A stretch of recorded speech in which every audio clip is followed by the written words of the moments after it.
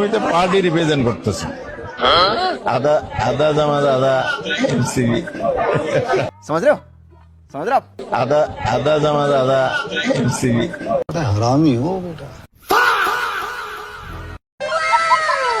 ভাইয়া জামাতের পলিটিক্সে আমি অবাক। দেখছেন মাহমুদা মিতুকে এনসিপির নামে চালিয়ে দিয়েছে। জামাতের পলিটিক্সে খুব দারুণ হয়েছে ভাইয়া, দারুণ দারুণ, একদম খেলে দিছে খেলে। মাহমুদা মিতু কিন্তু ভাইয়া জামাতের প্রোডাক্ট। এই মহিলা, ভদ্র মহিলা কিন্তু জামাতের প্রোডাক্ট। মজার বিষয়টা হচ্ছে কি জানেন, জামাত কিন্তু এখানে খুব দারুণ পলিটিক্স খেলেছে। নিজের প্রোডাক্টকে এনসিপির নামে সংসদে পাঠাচ্ছে, এনসিপির কোটায়। বুঝতে পারছেন? আপনি যদি রাজনৈতিক সচেতন হন তাহলে আমি আপনাকে প্রশ্ন করব, মাহমুদা মিতু কবে এনসিপির জন্য কাজ করেছে, কথা বলেছে, সেটা আপনি আমাকে দেখান।